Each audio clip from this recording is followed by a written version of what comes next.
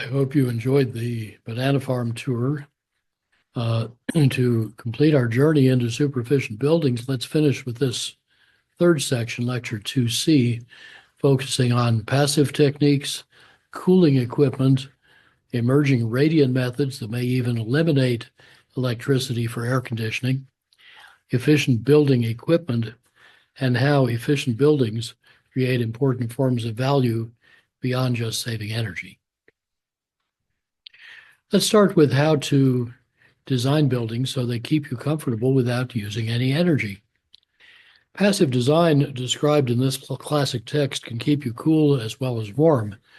And smart people have done that for millennia, from China, India, Rome, Persia, and Arabia to the American Southwest, as these two histories richly illustrate.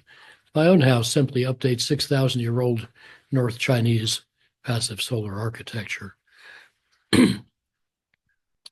Interesting, the photograph behind me, which might look like a painting, is by my wife, Judy, who's a fine art landscape photographer, and it sure looks like the Chinese Tang horses, doesn't it? Anyway, in North China, 6,000 years ago, Neolithic villagers faced their home's sole opening towards the south to catch the low winter sun and trap it indoors in thermal mass. And an overhanging thatched roof blocked the high sun in summer, probably augmented by summer cross ventilation. About 4,000 years ago, Chinese scholars carefully studied solar motions and started laying out all towns' main streets east and west so the houses could face south. Beijing shows this influence today. Facing south is a deep-seated cultural norm. The emperor would hold audiences facing south to symbolize brightness and enlightenment. Again, many diverse cultures had long mastered similar methods until they were often lately forgotten. The high deserts are blazing hot in summer, but they're sub-freezing much of the winter. Yet over 1,200 years ago, up to 1,000 people, apparently of Asian heritage, lived in this 4-story Anasazi settlement of Pueblo Bonito, whose interior temperature varied less than a third as much as the exterior temperature, even though it had no windows, only holes in the thick walls. Some ancient cliff dwellings, like those of the lower right, were built under overhangs to maintain even tighter temperature bands. An underused desert resource is its clear access to the sky, especially at night. The radiant temperature of clear sky is about minus 40 degrees. Thus, the ancient Persians made sorbet for the Shah by putting a dish of water at the bottom of a well so it could radiate up to the sky, but the sun couldn't shine in. The water would reliably freeze overnight, even in the hot desert. When Professor Takeo Saito taught at Tohoku University, he used selective compound parabolic solar decollectors to reject heat year-round to the sky, yielding in most 15 C daytime and under 10 C night temperatures right through the summer. Even in the humid Kansai climate similar to Houston's, he could cool all but the lowest temperature supermarket food cases purely passively using no compressors. Now, U.S. researchers are testing even more efficient far-infrared radiative surfaces for passive cooling. For tropical apartments like those sprouting all over urban India and southern China, air conditioning is adding huge electric loads, driving more coal-fired generation. Of course, the air conditioners can become far better and smarter, part of the SEED, S-E-A-D, program at superefficient.org, to move about 15 firms around the world to bring best practice to the 3/4 of home appliances that haven't yet been built or bought, financing any extra cost on bill like India's LEDs. But at least as important is to adopt the best design methods that can save 90 to 100% of the needed cooling. For example, these mid-rise apartments, proven popular in the Indian monsoon by architect Dhirubhai Thadani, use passive, convectively vented double walls and super efficient ceiling fans to keep you feeling about 16 to 19 Celsius degrees cooler with just 2% higher construction cost. That's 11 or 12 degrees of increased comfort range from the passive features, plus another 5 to 7 from the fans, more on that later. These kinds of comfort sensation numbers, by the way, come from experiments where people experiencing various thermal conditions are asked how comfortable they feel in a rigorous way backed by physical and physiological measurements. With a few further refinements, better sashes and glazings and such apartments could deliver decent comfort with no air conditioning. And these designs were very popular because the gap between the walls left ample storage space, normally scarce, and the inner wall always stayed dry and mold-free right through the monsoon. Now, the whoosh feature of haiku models from the maker Big Ass Fans, notice their logo, makes the fan motor speed fluctuate, little torque jitters, to oscillate the downward airspeed at 0.42 hertz cycles per second. This emulates the coevolution of your skin neurons with the frequency spectrum of natural wind gusts, and that raises your cooling sensation by about 2/5. This increases the comfort range not by 5, but by 7 Celsius degrees, more than twice the 3 degrees that ASHRAE assumes. This biomimetic effect was discovered in Japan, where some recent cars use whoosh in their ventilation fans, and it's spreading in China. Far less sophisticated considerations may let portable electric fans make you feel less or more comfortable depending on circumstances. Based on simplistic theories, U.S. health authorities recommended not to use a fan above 32.2 C, that's 90 F, lest it increase cardiac stress on elderly people by blowing hot air at them. However, recent climate chamber experiments show that's true above about 35 C in very dry climates, but the opposite is true even at 36 to 40 C in humid climates, with a choice at 37 to 39 degrees, depending on your age and health. The difference is simply that the fan helps evaporate sweat and cool your body, and somehow the CDC had overlooked this effect. So fans are a bit more sophisticated than might meet the eye. This old National Park Service visitor center we helped design in the Southwest High Desert, where it regularly reaches 40 C, uses Persian draft showers, trom walls, and other passive features to save 30% of the electricity and 30% of the construction cost. A Persian draft tower is a chimney containing a little water mister near the top, and when you spray the water into the air, it evaporates right away. That cools the air, and that causes a steady, cool downdraft with no fan. A trom wall is a masonry wall with a glazing over it, heating the air in between and helping the wall retain solar heat. Total energy savings were 70% with no extra cost, including 96% savings on cooling and 92% on fans. I recently visited there. It's still working fine. Stanford's Carnegie Department of Global Ecology has a wet lab workshop and office that uses only 53% the usual amount of electricity compared with strict California codes, and it emits 28% the usual CO2, yet with normal construction cost and exceptional occupant satisfaction. Except for under 200 hours a year, it's non-refrigeratively cooled, getting about 50 units of cooling per unit of electricity. That's about 10 times more efficient than standard refrigerative methods, but it would have achieved 100-fold or more if Peter Rumsey had been allowed to design the pumping system too.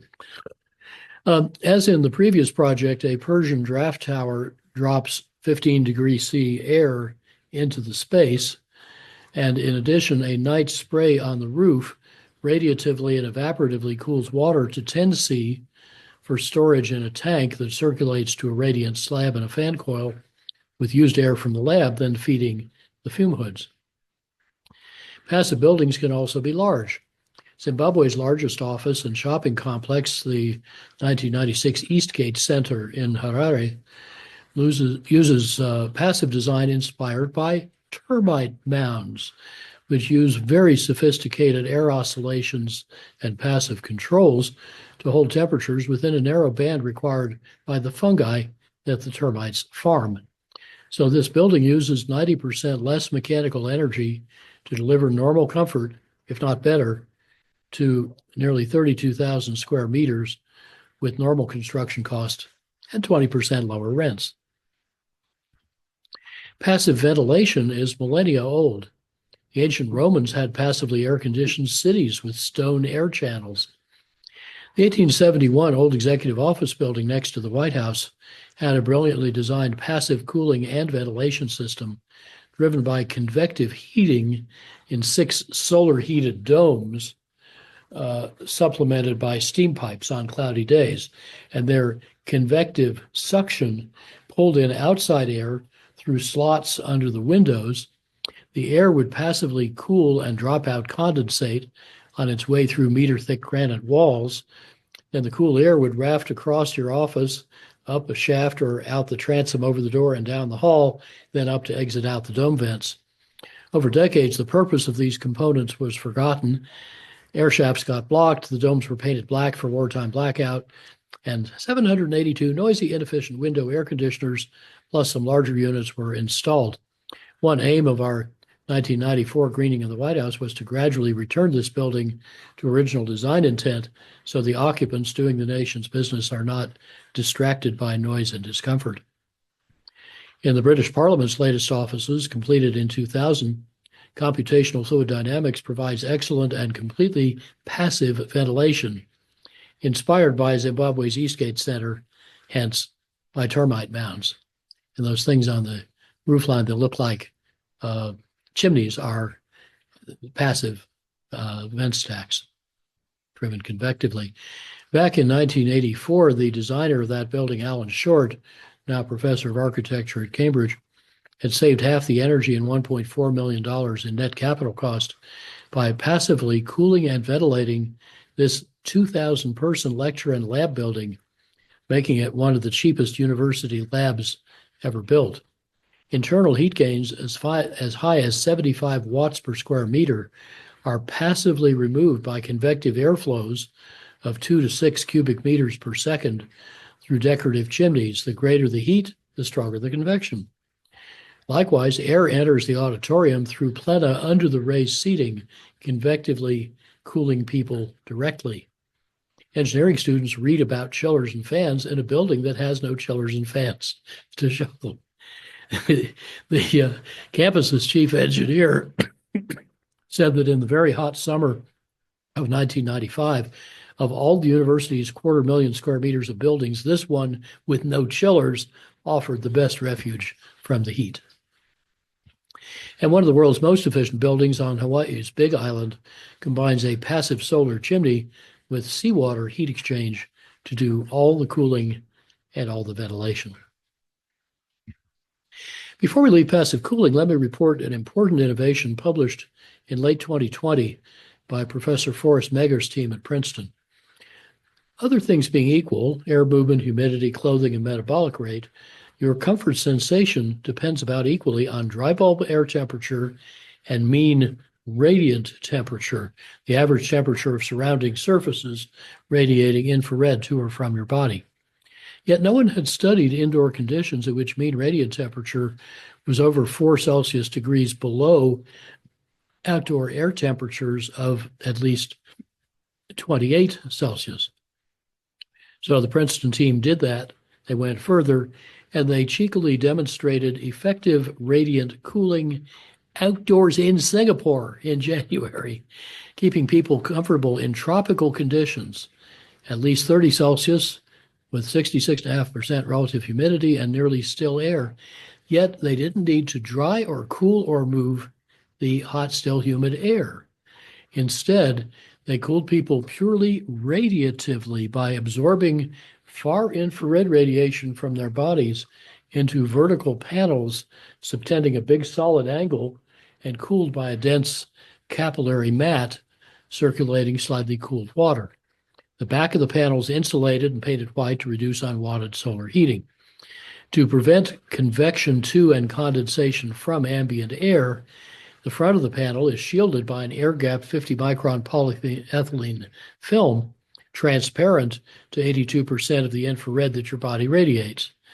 So with muggy, nearly still ambient air as hot as 29.6 Celsius, that's 85.3 F, comfort required supply water at just 17 degrees C.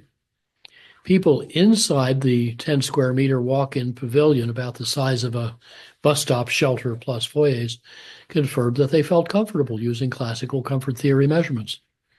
As the extended psychrometric chart shows, mean radiant temperatures around 23 to 25 C can deliver comfort up to at least 32 C, 90 F, ambient at 80% relative humidity. Wow. Of course, radiative cooling, typically from ceilings or beams, is common in today's most efficient buildings, but previously it had been thought to need tight control of indoor humidity to prevent condensation. Instead, this demonstration shows you need only keep humid away from cool, and a few microns of plastic film can do that. Air handling in a radiatively cooled indoor space may then depend just on ventilation and health, not on cooling, allowing far less airflow, energy use, and noise. More on this later. It may be the biggest discovery in comfort since Willis Carrier invented refrigerative air conditioning in 1902. Now, if you do need to move air, but you can't do it passively, here's some basic physics to bear in mind.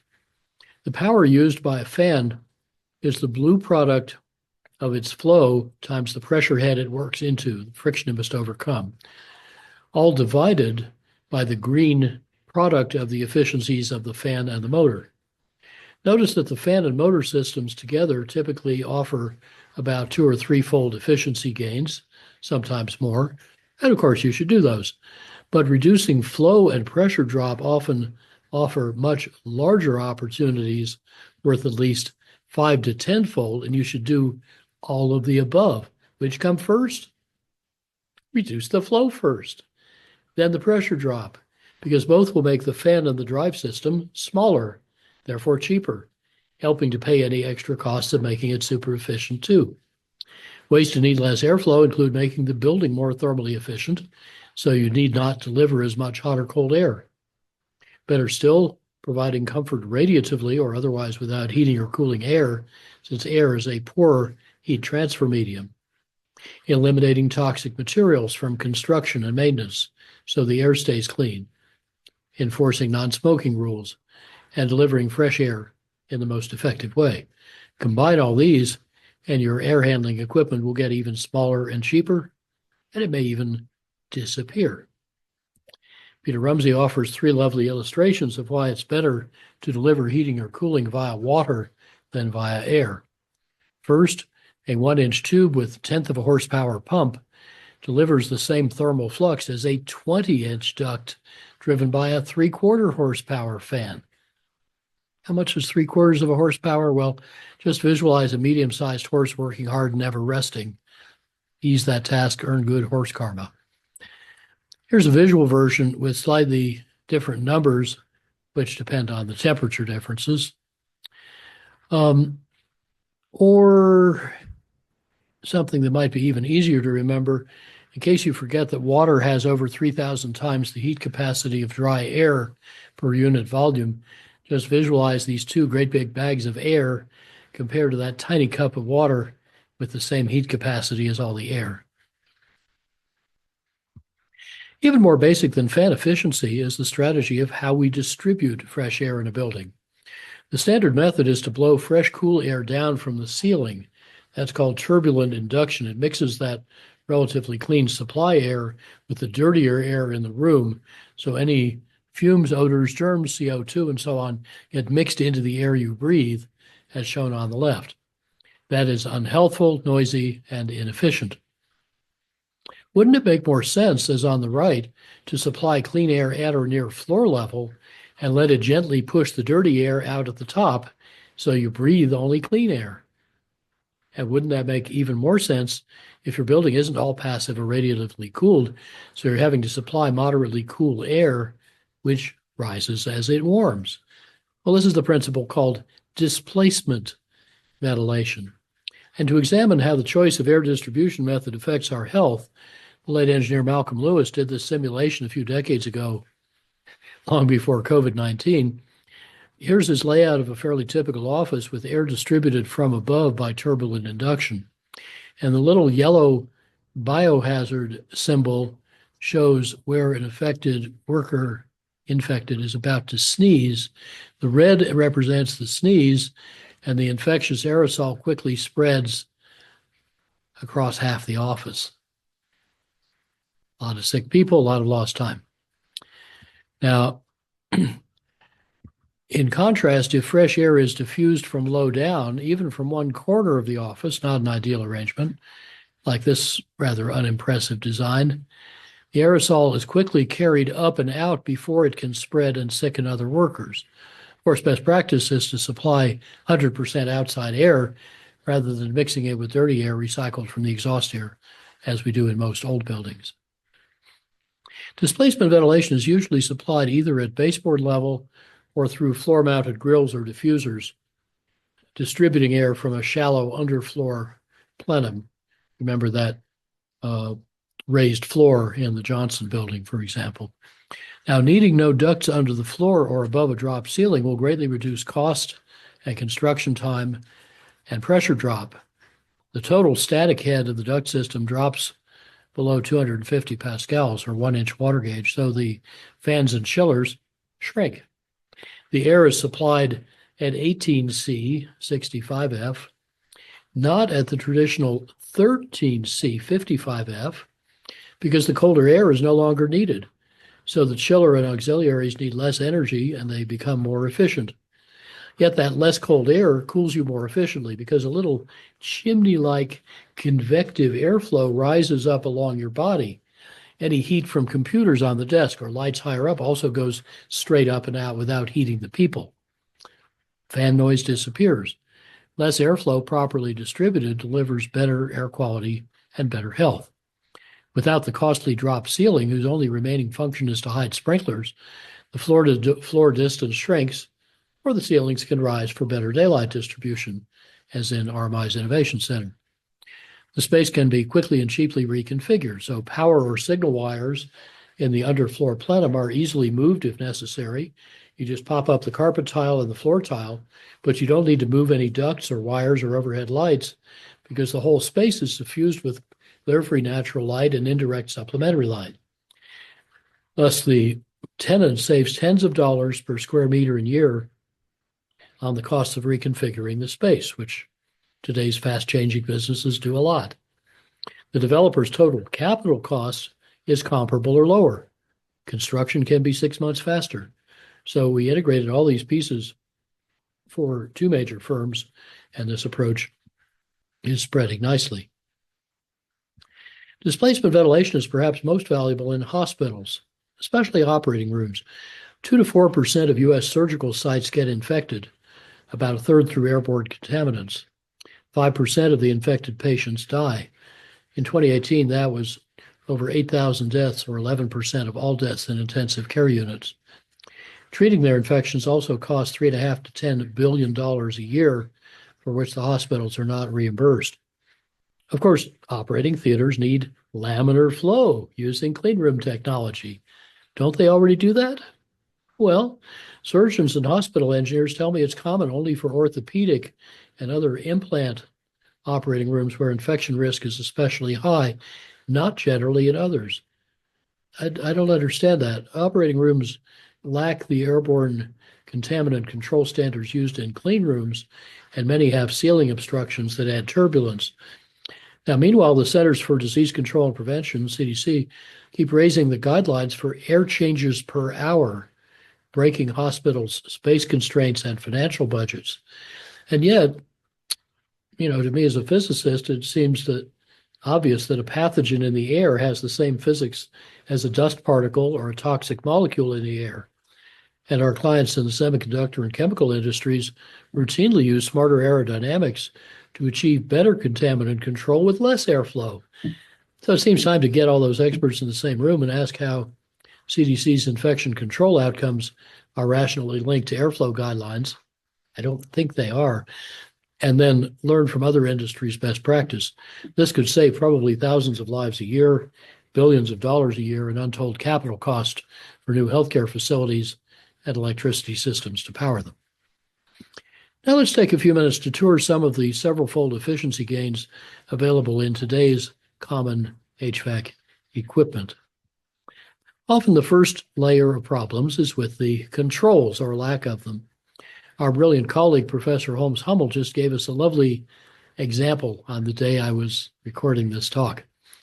Holmes leads Explore Energy House, which moved to a different building last autumn. But then when winter arrived, the students began feeling very cold. Maintenance staff were puzzled because the radiators fed hot water from the central plant were working fine. So Holmes got out their tools and went troubleshooting with the residents. Guess what the infrared camera showed? That's the head and arm of a person reaching up to something very cold. A big fan was blowing unconditioned outside air at under 10 degrees C throughout the building. The maintenance folks promptly proposed a simple control that would restrict the fan to times when outside air was not too cold and in the summer not too hot. It's pretty obvious what's wrong here. Huge airflow all over the building. And that control should save about 6,000 hours of annual runtime, or 2/3 of the fan energy and maintenance. It would also draw less hot water in the winter and less chilled water in the summer from the central plant, because less in the summer because the same control could pre-chill the building with cool outside air at night. Year-round, the building would provide better comfort less actively and more passively just by paying attention to how it's operating. I wonder how long this problem was going on previously, and I wonder if any other buildings on campus might offer similar opportunities to pay attention. Let's go treasure hunting. It's also simple to save a lot of energy in the often dreadful packaged equipment widely used to condition commercial buildings, especially those rooftop units that condition 57% of U.S. commercial floor space and use 4.5 exajoules a year. In a typical convenience store retrofit in hot Davis, California, 50% energy savings paid back in less than a year from adding an evaporative pre-cooler, a control, and a little plastic tubing. The compressor shrank by 1/3, great economics. The best units that the Department of Energy elicited in its 2013 Advanced RTU rooftop unit campaign are nearly twice as efficient as ASHRAE's 2016 90.1 standard. So their full use in the common 10 and 20 ton sizes could save about $1 billion a year in U.S. commercial buildings. Just improving the components of a simple rooftop chiller using 2003 technology could raise the savings to 80 or 90% in relatively dry climates. And putting together even more good stuff in a standard rooftop box could do even better, as was prototyped, let's see, 1997, 27 years ago.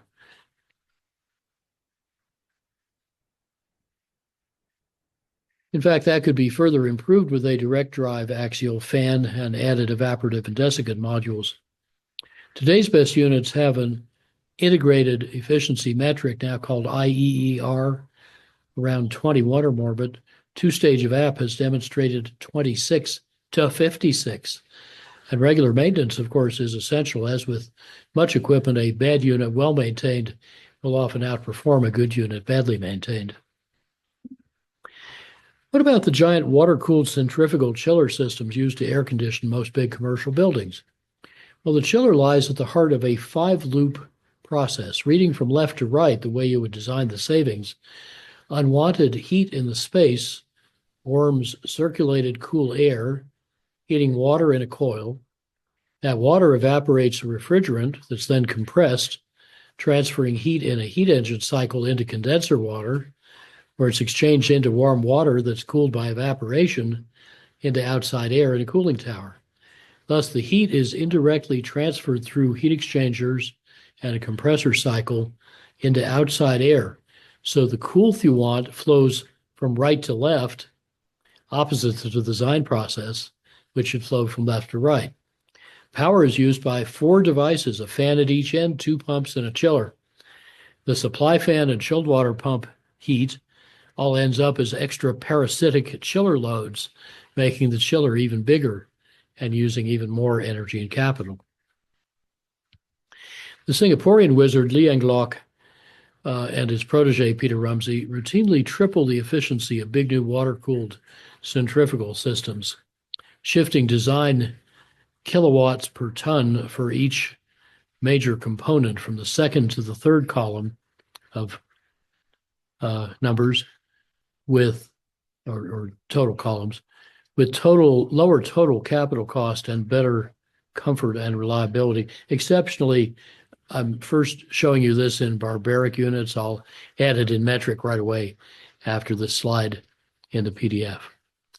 Mr. Lee rigorously designs out duct and pipe friction. So the supply fan has only about 1.3 to 3 inches water gauge of total static head, less, even an inch or less, with underfloor displacement ventilation. The chilled and condenser water loops similarly have heads of only 20-odd feet. Here, Mr. Lee used Wood's variable speed van-axial fans from Britain, typically pumps from Germany, and no primary-secondary pumping, which is typically a symbol or a symptom of excessive pipe friction. These improvements together cut the fluid handling parasitic loads by an order of magnitude. Just read across the columns. His chillers use optimized impeller speed. That doesn't cost extra. One gear ratio costs the same as another. You just need to spec it correctly. And he uses very close approach temperatures, often around 1 Fahrenheit degree, because copper is cheaper than kilowatt hours. His cooling towers, typically from Shinwa in Japan, save 90% of their energy by being specified big, squat, and fat with big, slow fans rather than small, fast fans. Again, basic physics. And of course, all the towers are dispatched in parallel at variable speed. So all this adds up at the bottom of the best column to 0.588 kilowatt per ton at the Singapore design hour, or just 0.52 if you use 2 separately optimized coils mentioned way at the bottom, 4.5 degrees for condensing and 12 degrees for sensible cooling. This raises the total energy saving to 70% from supposedly good normal practice. It has lower capital cost, it gives better comfort, and this practice spreads slowly to engineers who are paid a percentage of their project's cost. What do you think about that? So if nonetheless you do have a big water-cooled centrifugal chiller system, here's the same information in metric units, how to triple efficiency with lower capital cost and better comfort.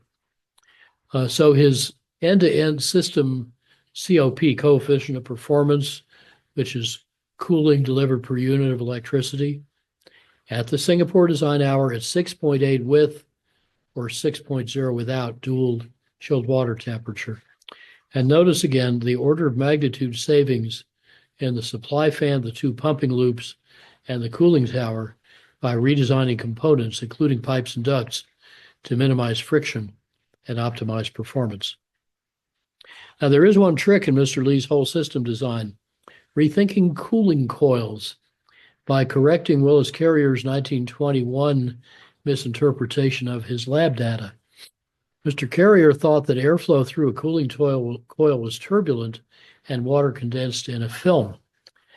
But the late Professor Sam Luxton in Adelaide found experimentally that actually, as you see on the far right, the airflow is laminar and condensation is dropwise. So turning the usual deep, dense coil at the upper left around sideways to make a shallow, sparse coil, and then blowing the air through it at under a meter per second, under 200 feet per minute, with 1/4 the normal face velocity, preserves those precious droplets and their extra surface area. This increases dehumidification 29%, per unit of sensible cooling. It cuts the airside pressure drop by 95%, a factor 20, and it shrinks the evaporator load and the entire cooling system. I understand Carrier Corporation has long had such coils in the lab with production intent. I'm eager to see them on the market. Of course, if you used radiant cooling, you wouldn't need the coils or the fans. Conventional HVAC engineers can be introduced to radiant cool delivery by an 8 December 22 article in Engineered Systems magazine. Now, in April 21, I asked Mr. Lee how much better he could do than these 2-decade-old numbers. Was there anything new besides the better Danish supply fans that could save 0.03 kilowatts per ton? Well, actually, yes. Some Singapore buildings now simply pump the chilled water higher up, hardly adding pumping head, because it's a low-friction closed loop. And then they just let the cool air flow downward convectively through the building. The cooling tower fans could likewise be eliminated by using old-fashioned taller towers that run convectively with no fans, incurring only a slight extra pumping head to get up a little higher. And the chiller would drop to 0.33 kilowatt per ton instead of 0.481 using optimal 50F or 10C coils. So Mr. Lee's red markup improved that 3x efficiency gain from 20 years earlier to as much as 5x. But what's next? Well, first, about half the remaining cooling system power could be saved by underfloor displacement ventilation, as we saw earlier, plus a passive latent heat exchanger. What is that? Well, dry climate buildings like RMI's Innovation Center use a heat exchanger to recover 93+% of the sensible heat. So they preheat, or perhaps in the summer pre-cool, outside air from exhaust air that's leaving. But if you are air conditioning a big building that needs the humid outside air dehumidified as it enters, isn't it wasteful to discharge stale but still relatively dry air from the building and waste its dryness, its lack of latent heat? Well, yes. So Mr. Lee figured out a passive latent heat exchanger that can be assembled from off-the-shelf components to recover that dryness passively. Let me tell you how it works. Take the moist outside air drawn into the building, recool it, I'll tell you how in a minute, capture the condensate that drops out, run that condensed water, preferably by gravity, to the place where you are discharging stale exhaust air from the building, evaporate the water into that exhaust air that you paid a lot to dry. This will cause evaporative cooling because the conditioned air is drier than the ambient air outside. Now capture that evaporative cooling in a heat exchanger, move it back to where you started, preferably by a passive heat pipe, and use it to cool the outside air coming in. Any engineers in the house are welcome to do the calcs. This practice remains rare, but it's useful and not hard. I ran into a pharmaceutical engineer who did this on his own in '88. I think there must be other people who've invented it. But even more radically, radiant cool delivery, as in the Singapore experiment by Forrest Megger's group, plus passive radiant heat rejection, even if it needed an efficient mini pump circulating cool water to radiant panels, that could probably cut total cooling power to roughly 1,000th of standard practice with much lower capital cost.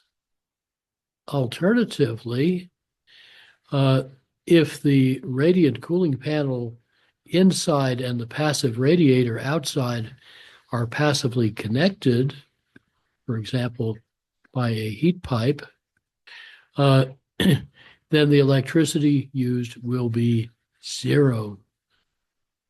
So let's try this. What are we waiting for?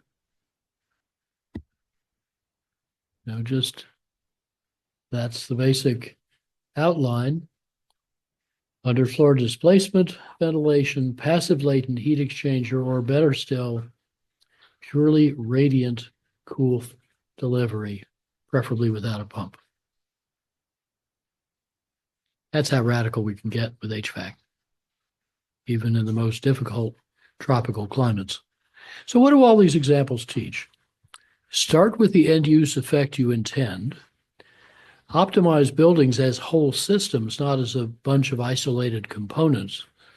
So often the key to cutting construction cost is to use expensive windows. In particular, pay for the efficiency largely or wholly or more through the HVAC shrinkage it causes.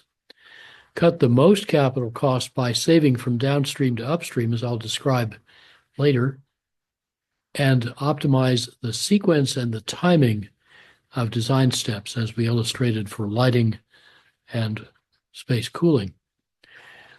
Now, design professionals may be understandably concerned about getting paid less for specifying smaller mechanical equipment because they're paid according to the cost or capacity of what they specify. So let me reemphasize that RMI's Innovation Center came in under budget and slightly early with no mechanicals but happy designers because we adopted integrated project delivery, I think for the first time in a small building. Under this contractual arrangement I mentioned earlier, the design team, the owner, and the builder are all predictably rewarded for common success and penalized for common failure. All incentives are fully aligned to eliminate finger pointing, and the designers could earn even more by outperforming. So it has the effect of performance-based design fees, but also it importantly aligns everyone's incentives and streamlines processes. What performance metrics and targets should an owner or financier seek from her designers? Well, this chart summarizes technical efficiency benchmarks for big new office buildings in a semi-tropical climate.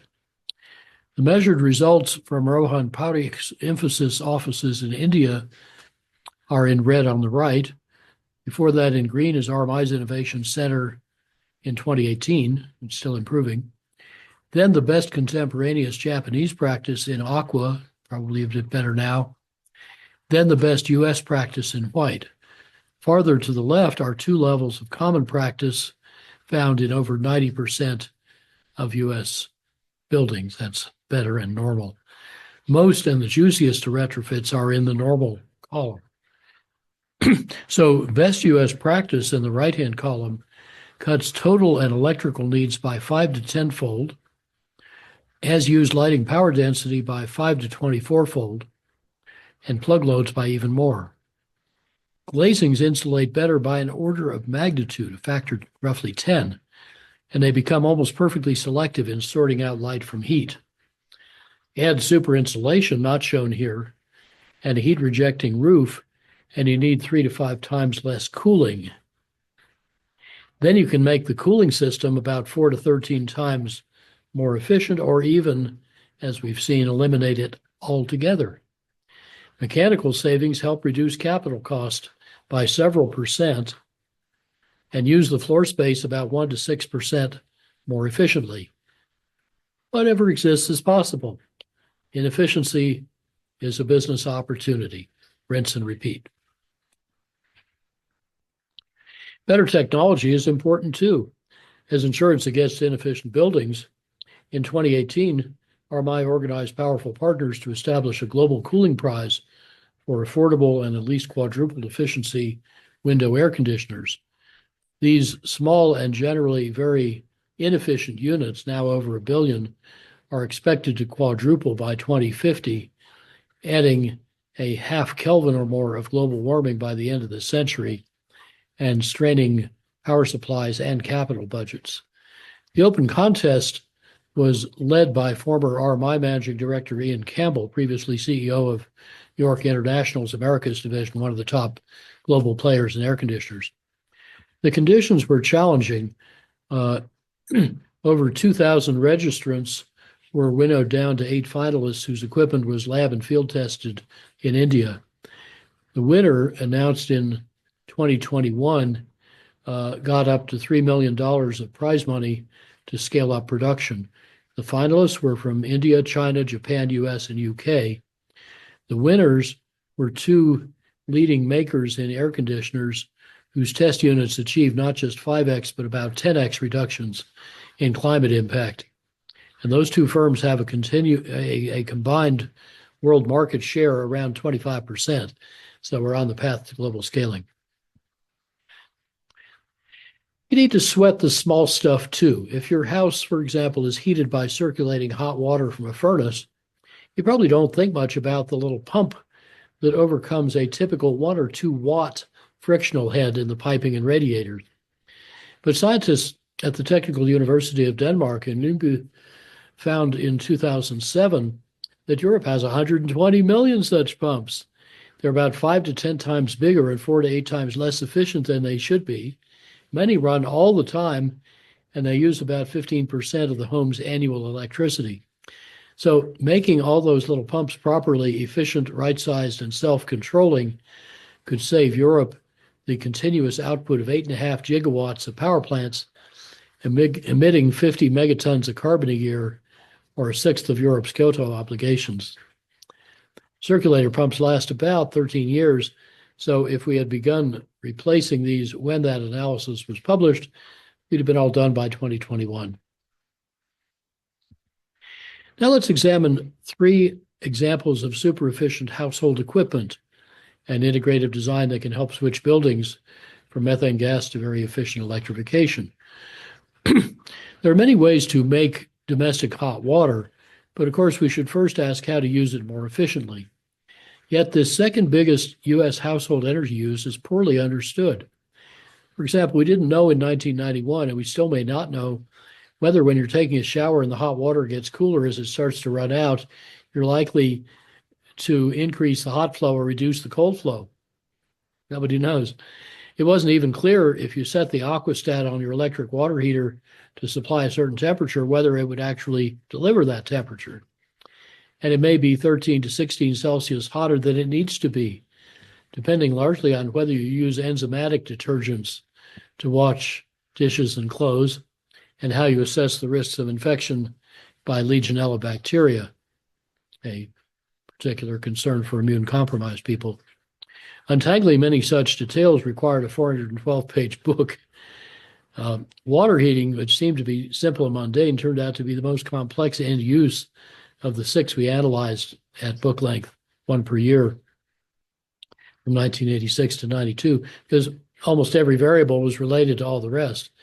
Nonetheless, we found an 18-measure retrofit package that could save over 3/5 of the water heating electricity at an average cost below 1/10 today's average U.S. household electricity price.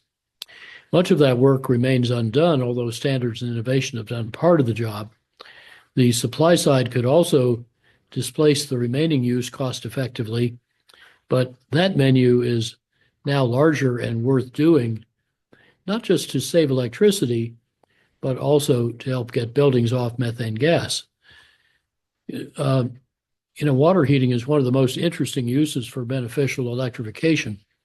It's now pretty common to heat or preheat water by desuperheating air conditioners or by a simple exhaust air heat pump, using, for example, restaurant exhaust air to heat water for dishwashing. In the Davis house, we heated water with waste heat from the refrigerator and freezer. Now, home air-to-air water pumps, home air-to-water heat pumps, I should say, are widely on the market. Their coefficient of performance, COP, measured how much water heating they do per unit of electricity. In 2019 and 20, the best Energy Star model could produce 40 Celsius water from 8-degree air with a COP of 3.5, or from minus 8 Celsius air at 2.4, or from minus 15 Celsius air at 2 units of water heat per unit of electricity, even on such a cold day. RMI's Innovation Center starts not with cold outside air, but with the warm inside air produced by waste heat from the photovoltaic inverters and IT equipment. So a commercial model can cool the closed equipment room down from 25 or 30 C by heating 15-degree cold water to 40 degrees with a COP around 5 or 6. That exceeds the reciprocal of the efficiency of a good PV module. So after you adjust for system losses, you can make more hot water from a square meter of photovoltaics running such a heat pump than you could from a square meter of high-quality solar thermal collectors. Now, the Swiss technology shown here is substantially more efficient. On the right, up to a COP of 12.3 if you start with water 10 Celsius cooler than you need, such as you could easily get from appliance waste heat or a gray water heat exchanger or a simple passive collector on a cloudy day. It's now on the market in Switzerland, as shown at the lower right. It should soon inspire US products, and perhaps a miniature super efficient high-speed compressor like the one on the left could even become retrofittable, and that can give you 6 to 15 units of hot water per unit of electricity. A bigger challenge, maybe the toughest part of getting US households off gas, is cooking. Many customers love cooking with methane gas, and they say they couldn't cook without it because they're comparing it with awful old electric cooking. The common retrofit prescription is therefore induction cooking, which is more expensive, not very transparent, sometimes thought to be not very controllable or efficient, but it is. Sometimes a bit buzzy, not anymore, I think. Usable only with ferrous bottom cookware, that's true. And some people think there might be a risk if you wear a heart pacemaker, although there's never been a reported incident. However, in Basel, the Croatian engineer Duško Marović developed a conductive cooking system that is much superior to induction or gas because it's designed as a whole system.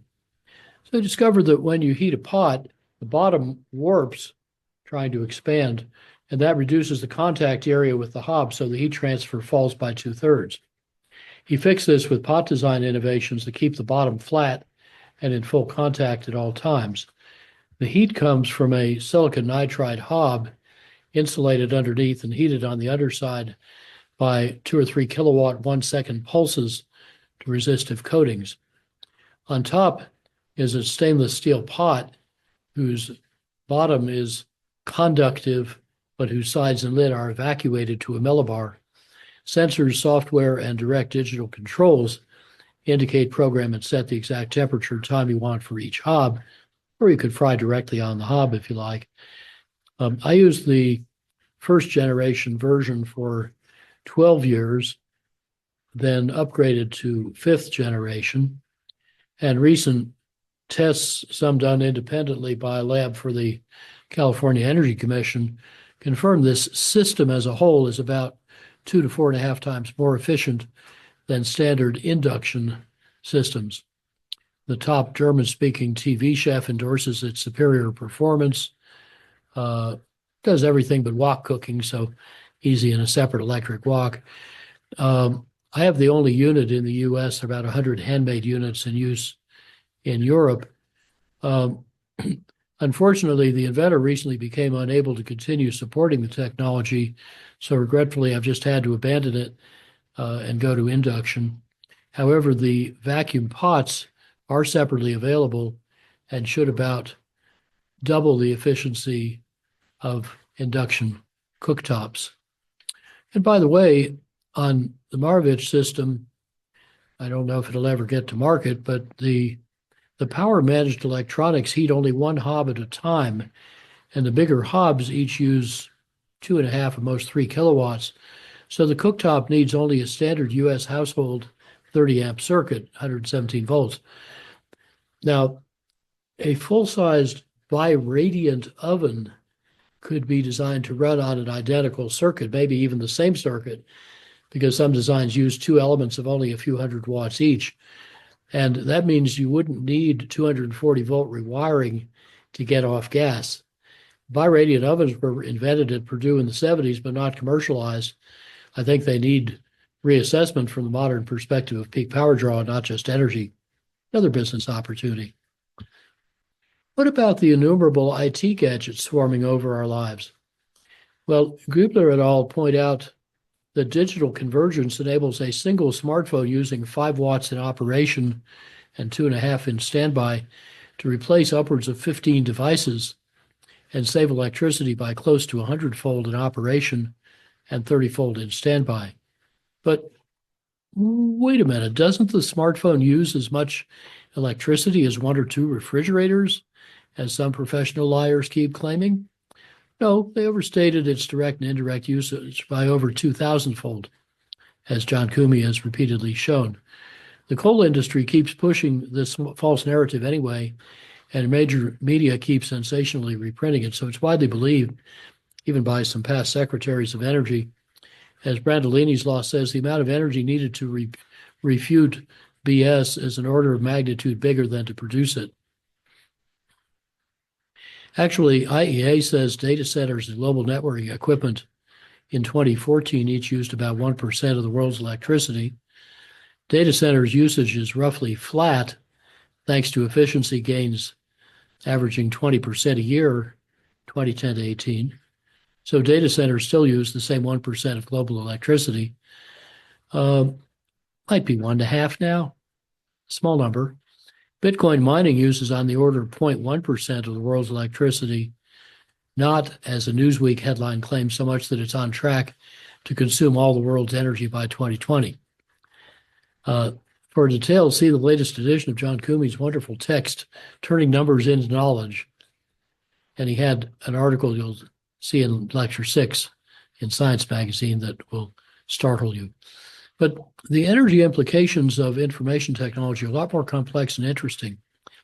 Joe Rome showed in 2000 that IT can save enormous amounts of energy, not just by making processes and equipment more efficient, but also by reshaping commerce, turning, as he said, vehicles into websites, warehouses into supply chain software, trucks into fiber optics, paper and CDs into electrons.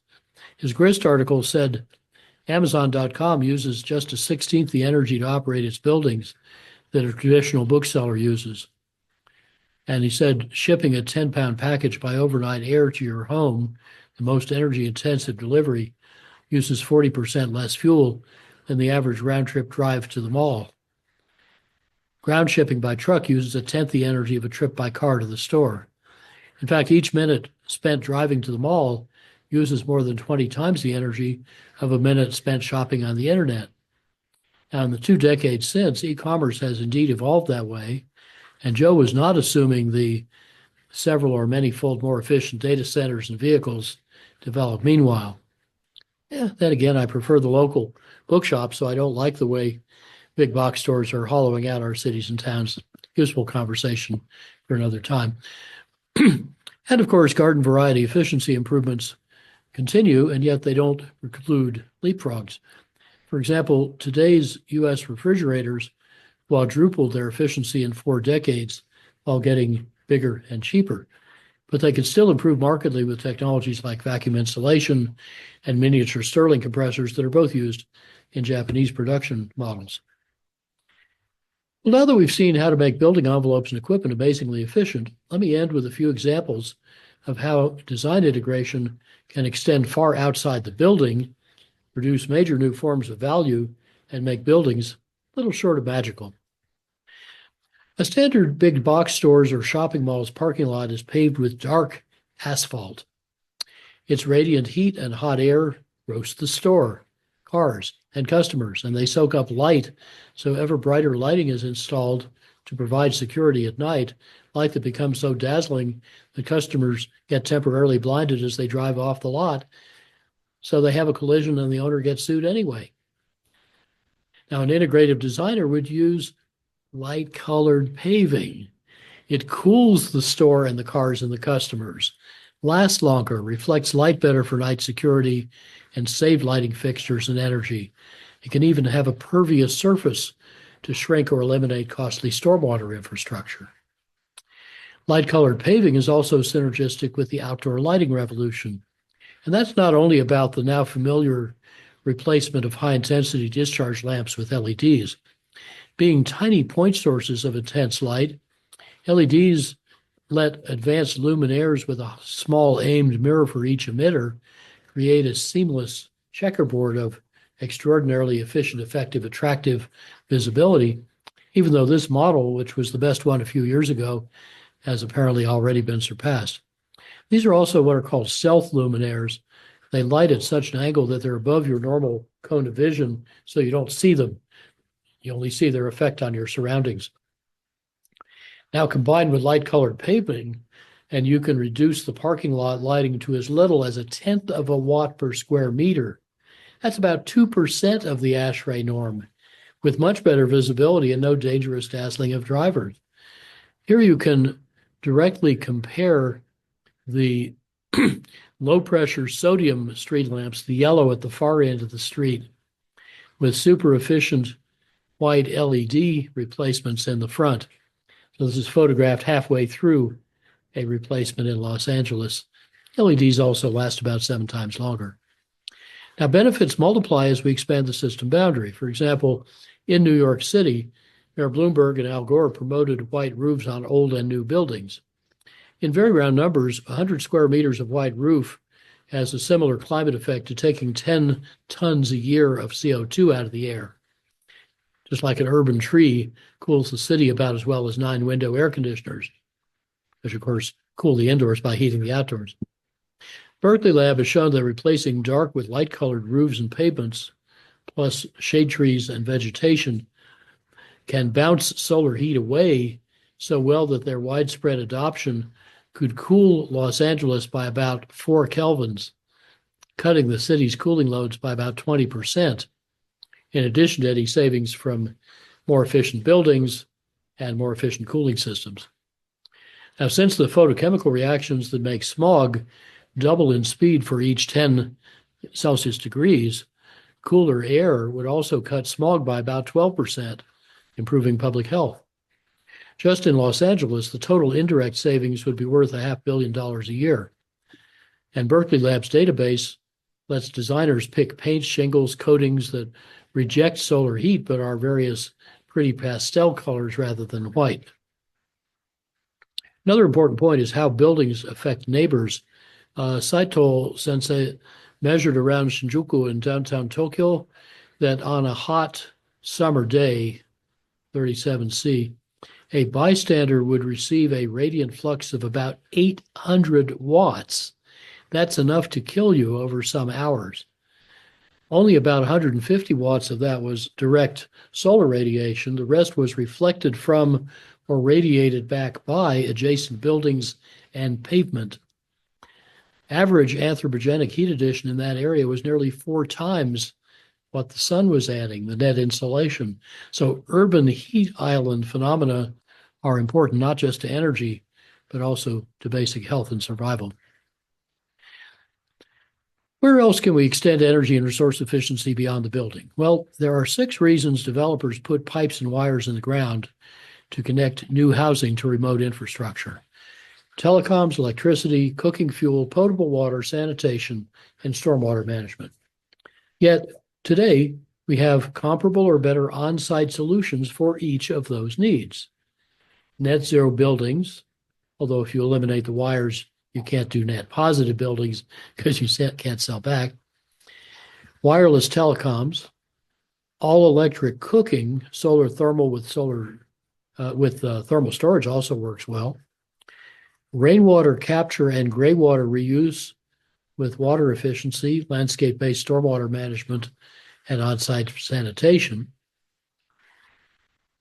And if we combined all 6, we would no longer need to bury pipes and wires,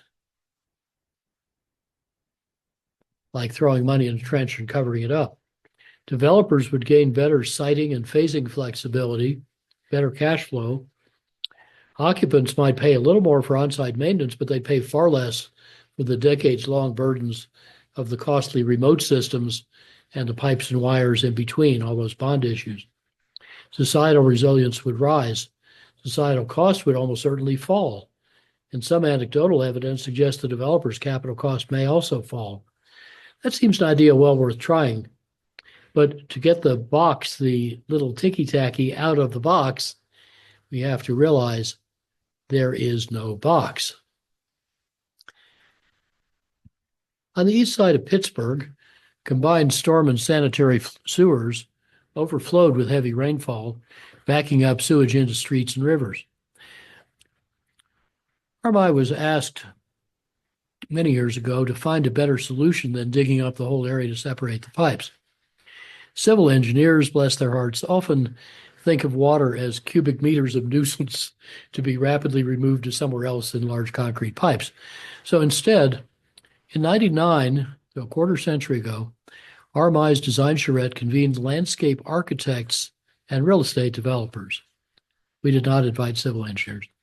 Their graphics-rich solutions, $1.2 billion cheaper, needed no new pipes, but would turn the landscape into a beautiful wildlife-rich sponge. The Army Corps of Engineers launched the largest urban stream restoration in the United States, with wetlands, native plantings, augmented by a vibrant watershed association that sells rain barrels, installs rain gardens, helps homeowners reconnect their downspouts to the right destinations, and keeps reducing impervious surfaces.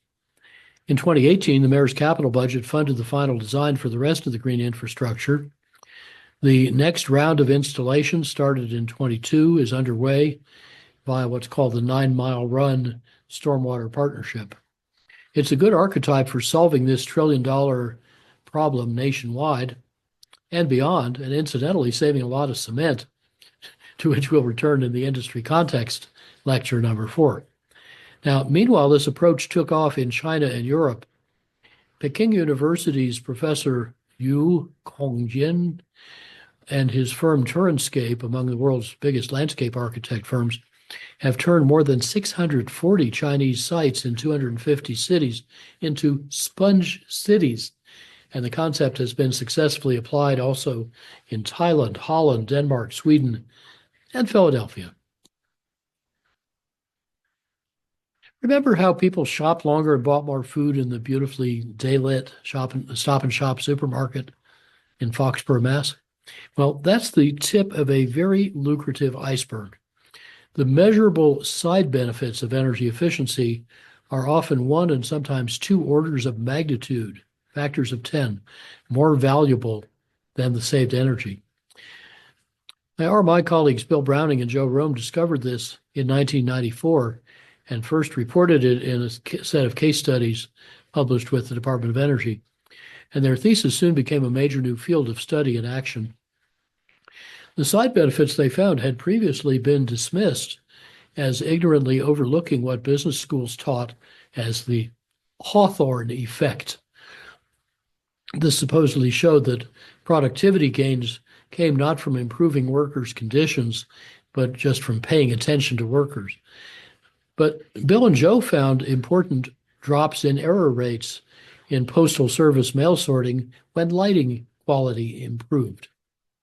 They started looking. They quickly found many other convincing examples, well measured, and they finally discovered that the Hawthorne effect, although still widely taught, is an urban myth. What was actually measured was meaningless.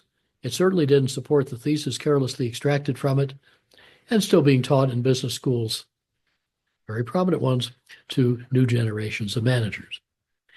Here are 8 classes of effects that were quickly discovered once Bill and Joe realized they could look beyond the myth and just analyze real data. Some of these became exhaustively documented. Roger Ulrich compiled thousands of peer-reviewed papers showing better clinical outcomes in green and efficient healthcare facilities. So now any responsible owner will design that way to improve care and save money. I'll illustrate just a few of these effects. Some are subtle but valuable. For example, in supermarkets, optically super efficient LED lighting and good lighting design turned out to reduce the energy trapped beneath the plastic wrap of refrigerated meats and other perishable foods. That reduced the refrigeration required to keep them cold enough for safety and increasing their freshness and shelf life. For a cutthroat business with margins around 1%, that's a big deal. But let's try a more mundane example in the most important kind of commercial building, offices. And let me show you some really old numbers, but the story just keeps strengthening. A typical U.S. office pays over 200 times more for people than for energy. Good, efficient office design is widely observed to make people about 6 to 16% more productive. That's about 10 to 30 times more valuable to the bottom line than eliminating the entire energy bill. Some firms don't even bother anymore to calculate the economics of efficient design. They just do it, confident that even a small fraction of the expected gains in labor productivity will pay for it regardless. I mean, we've had clients who, when they experience the visual and thermal and acoustic comfort of super efficient office, simply say, "We got to have this." And then they're startled to learn there's thick icing on their cake. Their energy bills will also go down. So energy efficiency retrofitters should focus on what their customers want, which may have little or nothing to do with energy, a small cost. They may care much more about the productivity, health, and happiness of the people who are their biggest asset and biggest operating cost. A few little old but instructive examples. In this big building where 2,700 staff prepared engineering designs and drawings for airplanes, this early daylighting design saved 3/4 of the lighting energy and half the total energy with, in those days, a $2 million extra cost. Of course, nowadays, daylighting would probably reduce net construction cost. They expected a 4-year payback, but they had 15% lower absenteeism and 15% higher productivity, both traced to the daylighting, and those cut the payback to 1 year. And then the lower overheads enabled Lockheed to win a big contract whose profits paid for the entire building. Realizing the building was an important source of competitive advantage, they stopped talking about it. Too late. The simple story of helping workers feel better and see what they're doing could be replicated throughout industry. Even in sophisticated places like auto assembly plants, I often find a complete absence of lighting design. Cars move down the line beneath 6-foot long angled overhead fluorescent tubes. So you're either shading your own work or looking into glare off the sheet metal or looking into a lamp on the other side. Just pointing the tubes up toward a white tent enormously reduces fatigue and improves ability to work efficiently and to spot defects. Lighting wizard Nancy Clanton, seeing the same opportunity in an electronics plant, simply draped a bed sheet above the workbench, pointed a lamp upwards, and listened to the workers gasp, "Hey, now I can see." Amazing. Walmart ran out of budget on a building project, and they could daylight only half of this experimental store. All their sales terminals are hardwired to Bentonville, where somebody noticed much higher sales pressure on the daylit side of the store. So they swapped merchandise around and confirmed the cause was the daylighting. Managers also reported that workers preferred to work on the daylit side. That lesson was soon widely applied. Indeed, a respected research firm surveying a West Coast retail chain confirmed 40% higher sales per square meter in year in well-daylit shops after controlling for other variables. Big side benefits have also been documented in industrial production, not just manufacturing, but even sectors like steelmaking, where they can double energy efficiencies, savings, and financial returns. You'd think every industrialist would be all over this, but few are. Another business opportunity. So the moral of the story is that saving energy is often just the first taste of a cornucopia of ever more valuable benefits. Don't ignore them. In fact, for many customers, start with them.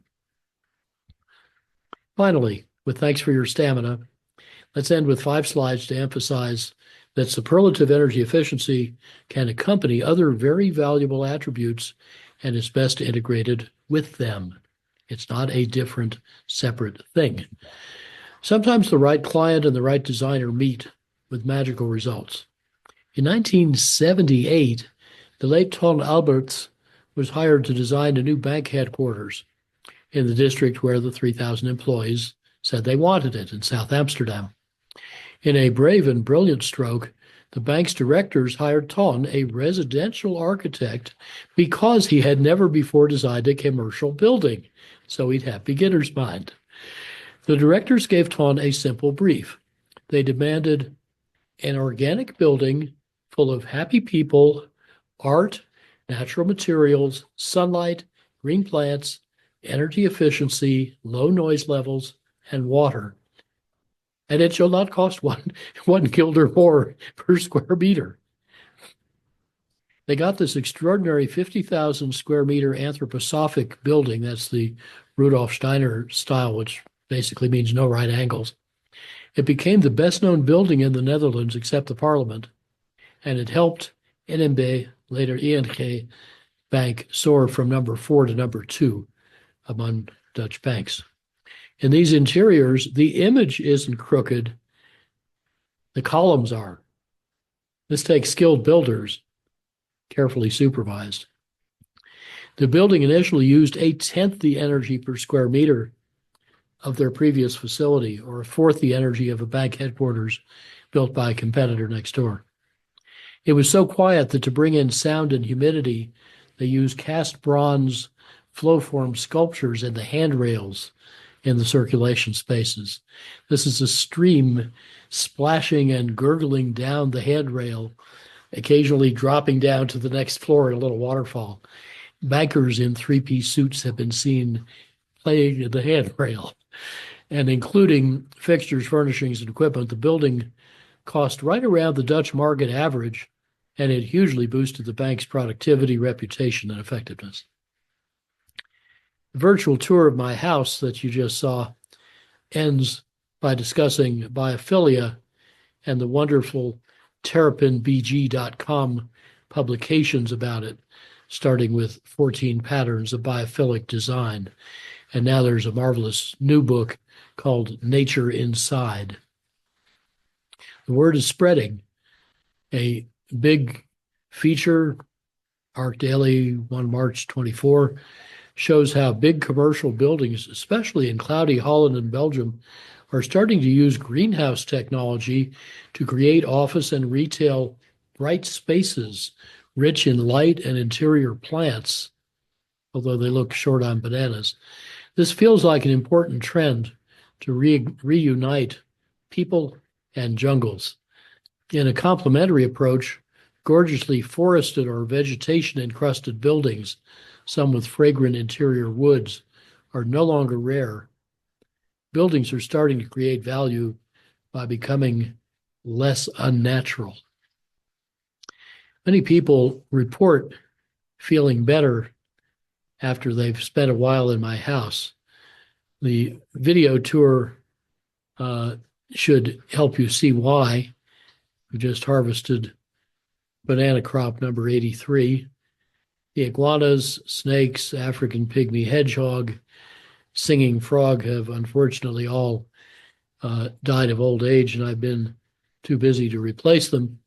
But you may notice some friendly fish along with our meditative family of orangutans, which fortunately have not yet learned spearfishing like this wild orange friend in Borneo. But at least if you fall into the pond, you can get a helping hand out. To do all this, we just need some gifted designers to give us a Vulcan mind meld.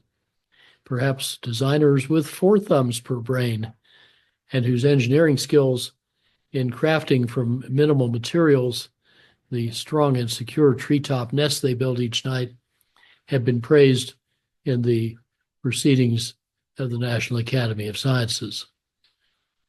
And so we end where we began, learning to build ever better nests, and I hope getting confused on a higher level. Thank you.